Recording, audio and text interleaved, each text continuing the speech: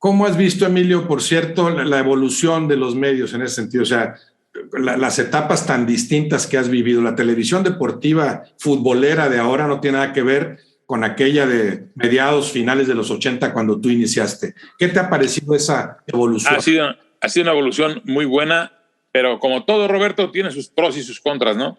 Sí. Antaño yo recuerdo figuras de la crónica deportiva que tenían una gran personalidad, que eran gente muy preparada, que no solamente se dedicaban a narrar o a comentar partidos de fútbol, sino que tenían otras ocupaciones u otro tipo de preparación, como don Fernando Marcos, ¿no? Que era un hombre muy culto y que era un maestro y daba sus conocimientos, a veces sin pedírselos, ¿no? Nada más de escucharlo aprendías muchas cosas con él. Y también daba muchos consejos, ¿no? Yo recuerdo una vez, después del Mundial de México 86, fue también a la empresa que hicieron una comida en casa de Carlos Albert, a la que fuimos invitados todos los que participamos en ese torneo.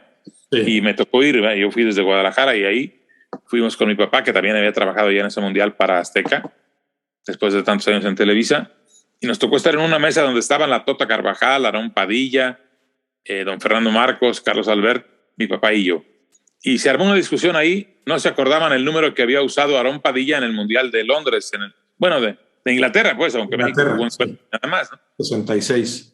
Y en Guadalajara había un canal local, el Canal 6, que era de una familia tapatía, que pasó partidos de la selección de México en mundiales anteriores, antes del Mundial de México 86. Y era padrísimo ver esos juegos, ¿no? Porque tenían la narración original en aquel tiempo de don Fernando Marcos y don Roberto Guerrero Ayala, que narraron para Televisa ese Mundial del 66.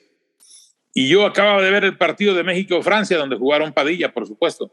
Y entonces me atreví a intervenir en la discusión. No la discusión, era el comentario, ¿no? Que estaban haciendo don Fer, la Tota. La Tota jugó ese partido y no se acordaba. No. Y don Fernando estuvo ahí en el palco narrando, pero tampoco se acordaba muy bien. Y yo dije, es el número 6, hombre, ¿qué tanto discuten? Aarón jugó con el número 6 ese Mundial.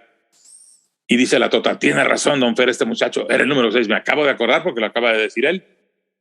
No jugó con el 11, que era el que usaba en Pumas, sino jugó con el número 6. Raro como extremo izquierdo. Extremo izquierdo, sí, muy raro ese número.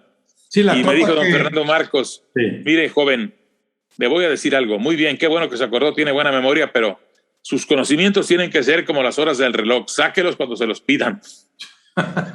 O sea, me dijo, no se meta. No le gustó mucho, sí. No le gustó mucho, porque si usted dice que el 6, aunque sea el 6, pero usted no estuvo ahí y yo sí estuve ahí, la gente me va a creer a mí. Le dije, no lo dudo, pero fue el 6, yo lo acabo de ver ese partido. Se va a quedar con la información. Un sábado, yo lo acabo de ver un miércoles. Se va a quedar con la información errónea. Sí, en aquel Mundial, Carvajal para contra Uruguay, en aquel 0-0, ¿no? Sí, fue el único partido que paró, porque en los demás estuvo Nacho Calderón. Ahí jugó contra Francia y contra Inglaterra.